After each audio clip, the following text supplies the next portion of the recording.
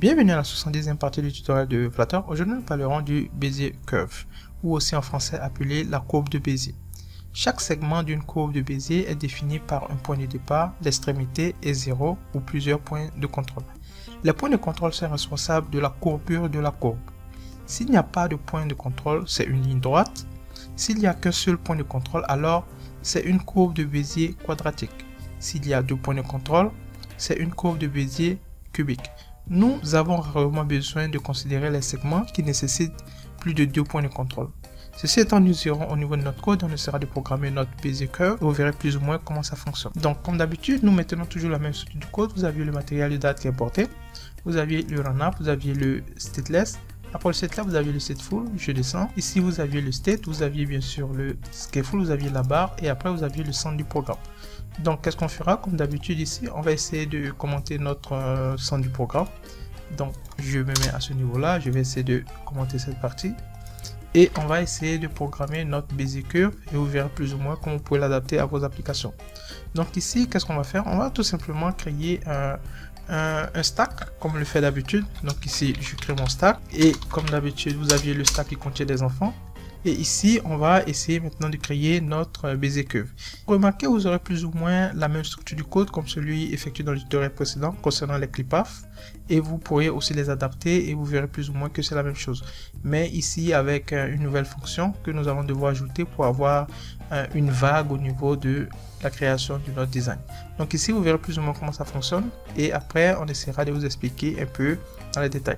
Donc ici, qu'est-ce qu'on va faire? On va appeler bien sûr le ClickPath que nous avions déjà utilisé dans le tutoriel précédent, c'est-à-dire le 69. Et vous pourriez l'adapter à vos applications. Donc ici, on a le ClickPath. Après, vous aviez bien sûr la fonction Clipper. On l'a déjà expliqué au niveau du tutoriel. Donc après le Clipper, on va essayer de créer un simple container. Donc ici, vous aviez un enfant. On prend le child et on aura notre container. Donc ici, je prends mon container. Le container, vous aurez une largeur. Donc ici, je vais prendre par exemple du double, infinity. Et au niveau de la hauteur, on va lui prendre par exemple du 350. Donc ici, je prends par exemple du 350. Et ça, c'est bon. Et on va lui ajouter une simple décoration. Vous aviez décoration et vous aviez box decoration. Et on aura une image. On va essayer de récupérer une image du net. Donc, moi, decoration image. Donc ici, vous aviez ça. Et vous aviez l'attribut image à ce niveau-ci. Et au niveau de notre image ici, on va lui prendre bien sûr une image du net. Donc, je prends ici network image. Et je vais récupérer une image du net que je vais devoir l'insérer à ce niveau-ci. On va travailler maintenant au niveau du Clipper, à ce niveau-ci. Donc, qu'est-ce qu'on fait? On part tout juste à la fin de notre programme à ce niveau-là. Et on va devoir créer notre classe. Donc, ici, vous aviez la classe. Et je vais appeler ma classe Clipper, par exemple. Je l'appelle test1. On va en créer plusieurs. Donc, ici, vous avez extend. On l'a déjà effectué. Et après, vous aviez le custom. Donc, ici, vous aviez le custom. On avait le custom Clipper. Donc, je prends custom Clipper. Ok, celui-ci. Et vous aviez normalement le path. Donc, après avoir déclaré ma classe, ici, qu'est-ce que je fais? Je me mets à ce niveau-là. Je clique sur l'ampoule. Je génère mes deux informations manquantes. Et qu'est-ce que je fais ici? Je supprime les informations se trouvant à ce niveau-ci. Je lui demande de me retourner un path. Donc, ici, je mets return path. Je déclare ma variable. Donc, je mets var et je mets mon path en question. Ça, c'est bon. Concernant le deuxième, je supprime le tout et je le génère encore une fois de plus. Donc, je le génère et c'est tout. Donc, ici, vous aviez ça. Et je lui demande de me retourner, bien sûr. Je mets return et je mets vrai. Donc, vous aviez plus ou moins ça. Si vous n'avez pas suivi le tutoriel 69, vous pouvez jeter un coup d'œil, vous verrez plus ou moins comment ça fonctionne. Donc à ce niveau-ci, on va essayer de travailler pour voir plus ou moins comment ça fonctionne et on va devoir appeler notre fonction. Donc vous aviez le Clipper test1, celui-ci, je le copie, je vais d'abord le coller à ce niveau-ci. Je mets ma parenthèse, ça c'est bon. Et maintenant, je vais devoir maintenant travailler ici afin de pouvoir créer mon Bézier Curve. Donc ici, je vais vous montrer comment ça fonctionne via un petit schéma et vous verrez plus ou moins comment on pourra l'adapter et le développer. Donc vous aviez ici mon schéma en question. Vous aviez les différents points. Donc vous aviez le 150. Le 150, c'est la hauteur de notre container que nous avions eu à créer à ce niveau-ci. On va après récupérer notre URL. On reviendra après à ce niveau-ci. Donc ici, on va devoir maintenant travailler afin de pouvoir créer ce type de curve. Donc ici, c'est un Bézier Curve de type circulaire et on va l'ajouter au niveau de notre application. Donc ceci étant, qu'est-ce qu'on va faire? On va devoir ajouter d'abord la fonction linéaire. On commence toujours à partir de 0, 0. Vous savez comment ça fonctionne. J'ai expliqué. Donc ici, vous aurez d'abord le linéaire. Et après, le point au niveau du 0, vous aurez maintenant ce point-ci, celui-ci. Et après, on va devoir passer maintenant au schéma pour la construction de la courbe. Donc ici, vous avez une autre variable qu'on a déclarée qui sera de type path. Donc ici, qui va appeler notre fonction path à ce niveau-ci. Et ici, on va maintenant prendre notre path. Donc vous aviez path, point. Et on va utiliser la fonction linéaire tout. Donc vous aviez ça, on l'a déjà utilisé. Vous avez le x et le y. Au niveau du x, vous aviez le 0. Et au niveau du y, vous aviez, on va prendre toute la hauteur de notre application à ce niveau-ci. Donc ici, qu'est-ce qu'on aura? On aura size.weight. Donc ici, vous aviez 0 et vous aviez, on prend toute la hauteur. Donc vous aviez normalement ce point-ci. Donc on a x qui est 0 et y, vous aviez normalement notre point qui est 150, qui est la hauteur de notre conteneur. Et après maintenant, on va devoir maintenant effectuer ce point-ci. Pour ce faire, alors il faut appeler encore la fonction. Donc on va prendre encore du path. Donc on prend le path point. Et cette fois-ci, vous appelez la fonction qui est du nom de quadrat. Donc ici, vous aviez quadratique Bézier tout. Celui-ci, vous aviez x, y, vous aviez deuxième x et le deuxième y. Ok. Donc ici, pour le premier x, ici, on va prendre quoi? On va prendre, je vais prendre toute la hauteur, pardon, toute la largeur de notre application divisée par 2. Donc je prends size.weight. C'est bon, je divise par 2. Donc ça veut dire que je me suis ici. Donc j'ai toute la hauteur, je le divise par 2, je me retrouve à ce niveau-ci. Concernant la hauteur, donc on doit avoir cette hauteur. Donc ici vous auriez normalement la hauteur, donc on doit avoir du 50. Pour avoir du 50, donc je vais prendre le size. Donc vous aviez le size.8. C'est bon. Et qu'est-ce que je vais faire? Je vais faire moins 100. Donc ici vous aviez les 150 moins 100, donc ça nous fait à peu près 50. Donc ici, on se retrouve à ce niveau-ci. Donc, après ça, on va devoir maintenant effectuer maintenant la suite. Donc ici, qu'est-ce qu'on va faire? On va prendre encore toute la largeur de notre application. Donc, je prends size.weight. Je prends celui-ci. Et au niveau de la hauteur, je prends toute la hauteur. Donc, je prends size.8. Et vous aviez ça. Je ferme à ce niveau-ci. Je mets mon point virgule. Donc, c'est bon. Donc, à ce niveau-ci, celui-ci, on a eu à créer normalement celui-là. Donc ça veut dire qu'on reprend toute la largeur de notre application et ici on reprend ici pour ce point toute la hauteur. Donc vous aviez le point de contrôle. Donc ça veut dire que pour le quadratique Bézier, vous aviez au fait les deux qui ont été créés automatiquement. Donc ça veut dire que vous aurez un processus de type courbe qui commencera au niveau du premier et se terminera à ce niveau-ci. Donc vous aviez d'abord le premier, celui-ci, la largeur divisée par 2. Donc vous aviez ça et la hauteur moins 100. Donc on se retrouve à ce niveau-ci. Ça c'est le premier point. Pour le deuxième point, donc ça c'est le point de contrôle. Donc nous avions le point de contrôle qui est ici. Donc pour passer de ce point à ce point, il va devoir faire un point de contrôle, passer à ce niveau-là et arriver à ce niveau-ci. Donc vous aviez les deux points qui ont été créés directement à partir du quadratique Bézier. Donc après avoir terminé cette partie, il faut revenir à ce niveau-ci. Je n'ai pas ajouté ce point, mais vous devrez vous retrouver à ce niveau-ci et après de là vous devrez fermer. Donc qu'est-ce qu'on va faire? On va tout simplement utiliser le linéaire. Donc je copie celui-là, je me mets ici, je le colle et au niveau de la largeur, donc on prend toute la largeur de notre application. Donc qu'est-ce que je prends? Je prends size.weight, ça c'est bon. Et au niveau de la hauteur elle est 0.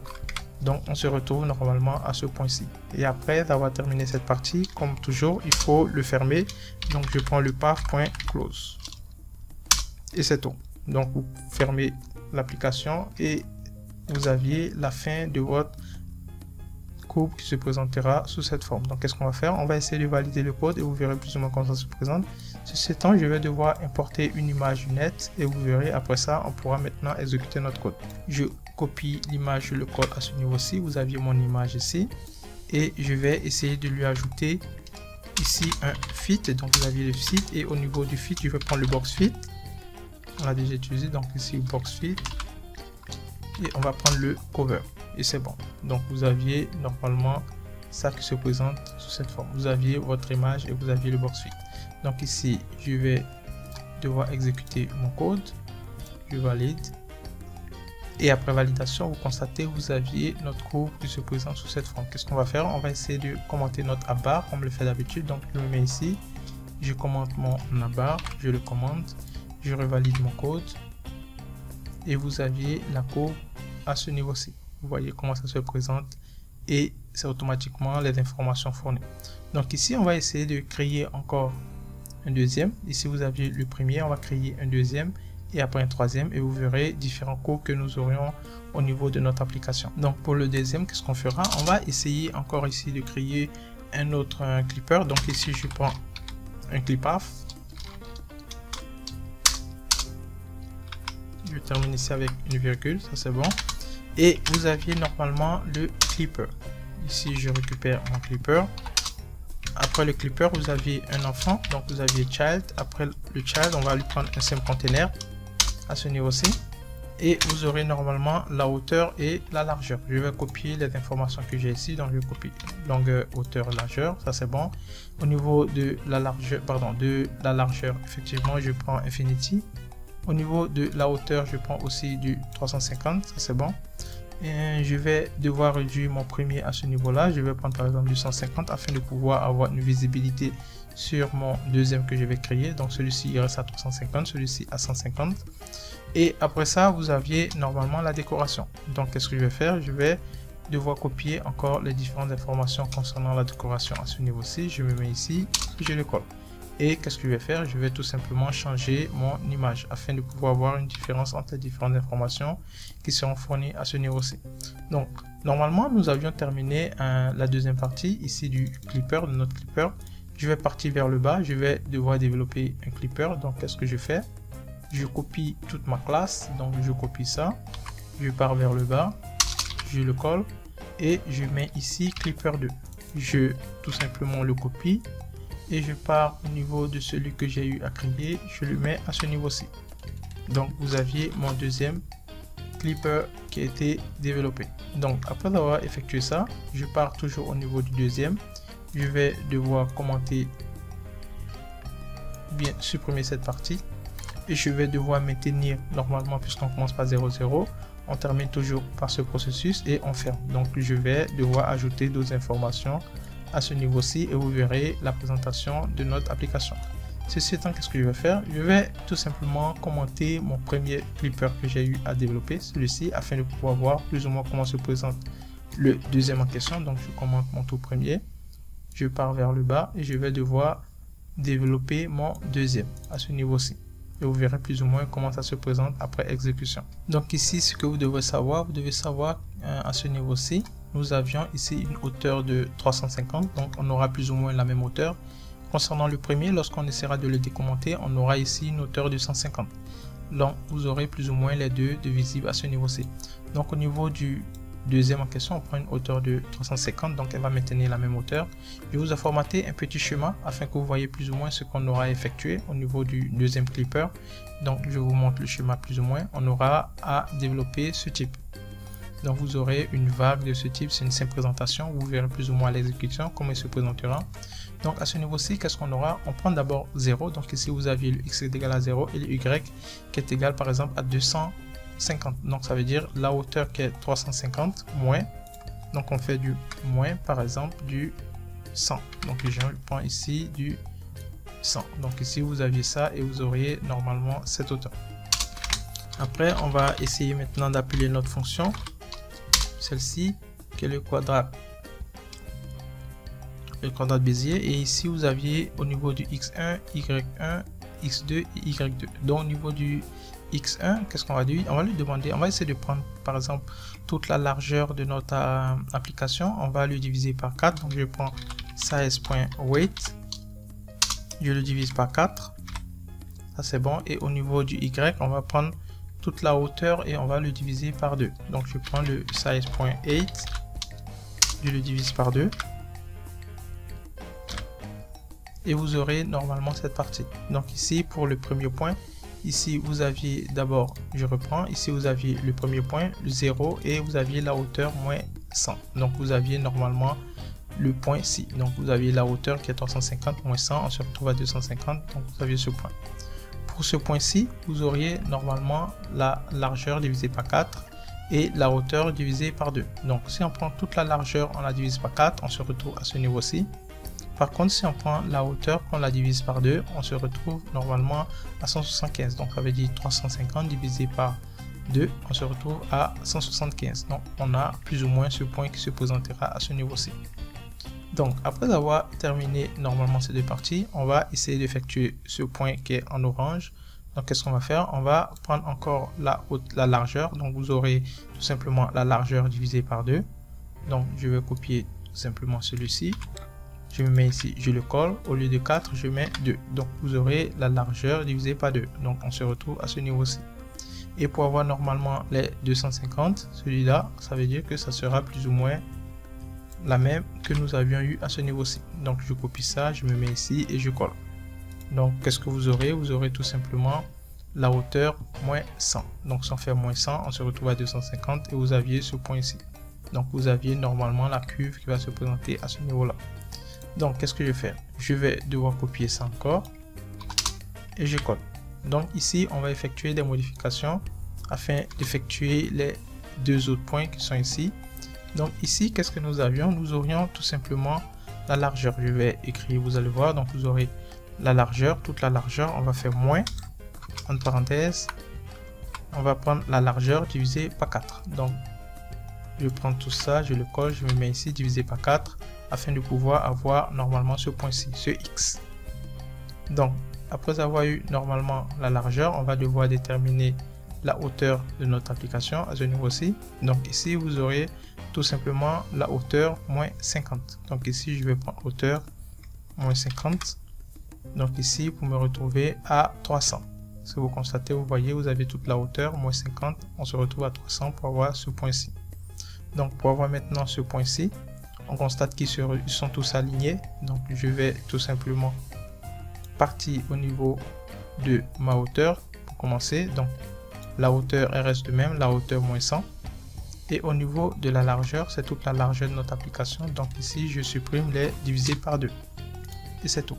Donc pour ce point-ci en bleu, vous aurez normalement celui sélectionné et c'est tout. Donc après avoir terminé ça, comme d'habitude, je vais réduire l'espace à ce niveau-ci. Vous aviez maintenant ce point-ci. Donc vous aviez toute la largeur.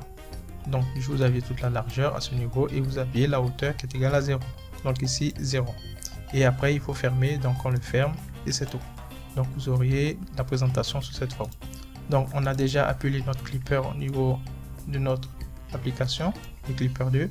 On va devoir copier une image et on va le coller ici. Après ça, on pourra exécuter notre code. Je copie mon URL, je le colle ici et c'est bon. Donc ici, vous aviez mon image que j'ai copiée et j'ai collé à ce niveau-ci. Je vais réduire ça, je vais exécuter celui-ci. Vous verrez plus ou moins comment ça se présente. Et après, on va devoir commenter le deuxième. Donc vous voyez, vous aviez la courbe qui se présente sous cette forme, comme une vague, et vous aviez ça. Donc si je décommente normalement le tout premier qu'on a eu à développer, je me mets ici, je le décommente, j'exécute mon code, sachant que nous nous retrouvons dans un stack. Donc vous aurez les uns sur les autres. Donc vous aviez le tout premier et vous aviez le deuxième. Vous voyez comment ça fonctionne, très simple. Donc on va essayer de développer un tout dernier et après ça vous allez voir par la suite comment est-ce que le tout peut être exposé. Vous pourrez les utiliser au niveau de vos abarres et vous pourriez normalement moduler comme bon vous semble, si vous avez compris comment tout ceci fonctionne. Donc je commente les deux développés, je vais créer encore un tout dernier. Donc je me mets à ce niveau-ci, je crée encore un clip. Donc je prends clip path, ça c'est bon. Et à l'intérieur on va ajouter les informations. Donc sachant que nous avions normalement les clip path qui ont plus ou moins la même structure, je vais copier ce clip path, je le copie, je me mets ici, je supprime celui-là, je le colle ici et je vais le décommenter. Je décommente celui-là. Je vais appeler mon clip path. Normalement, je vais appeler le clipper le 3. Je vais devoir développer le 3. Au niveau de la hauteur, je vais prendre cette fois-ci du 350. Ou bien je peux prendre du 400, ça dépend. Je vais prendre ici du 450, ça c'est bon. Et après, je vais devoir simplement changer l'image à ce niveau-ci. Donc, je vais modifier mon image. Et après modification de l'image, on va passer au développement de celui-là. Donc, je copie mon image du net et je me mets ici, je le colle. Ça, c'est bon. Donc, après avoir terminé cette partie-ci, je vais devoir développer mon Clipper 3, donc je descends et je vais bien sûr copier ma classe. Donc je prends cette classe, je la copie, je me mets ici, je la colle et je l'appelle par exemple 3. Et à ce niveau-ci, on va devoir effectuer des modifications comme on l'a effectué au niveau du tout premier. Donc je supprime normalement celui-là et on va supprimer aussi ces informations-ci. Et à l'intérieur, on va devoir essayer de moduler et modifier nos informations à ce niveau-là. Et après, on essaiera d'exécuter notre Clipper 3 et vous verrez plus ou moins comment ça se présente. Donc à ce niveau-ci, je vous ai modulé aussi une petite image. On aura à effectuer un curve de ce type. Donc vous aviez ici notre premier point à ce niveau-ci. Donc vous aviez le 0 et vous aviez toute la hauteur moins 100. Donc notre hauteur ici qui est 450. Je monte pour que vous voyez plus ou moins. Donc vous aviez ici notre hauteur qui est 450. Donc je ferai à ce niveau-ci, au niveau de ce cube. Donc je prends 450 moins 100. Donc je me retrouve plus ou moins à 350. Donc vous aurez ce point-ci. Maintenant pour effectuer ce point, c'est visible directement. Vous aviez d'abord toute la largeur divisée par 2 et vous aviez la hauteur qui est tout simplement 450. Donc ici que je fais 16.weight. Je prends ça, je le divise par 2 pour avoir normalement le X. Et au niveau de notre Y, qu'est-ce que je prends? Je prends normalement toute la hauteur. Donc je prends 16.8. Vous aviez toute la hauteur et on se retrouve normalement à ce niveau-ci. Normalement, et pour terminer, on va prendre bien sûr ce point-ci. Donc vous avez toute la largeur pour avoir ce point. Et pour avoir la hauteur, on prend bien sûr la même hauteur que celui-là. Ça veut dire que la hauteur moins 100.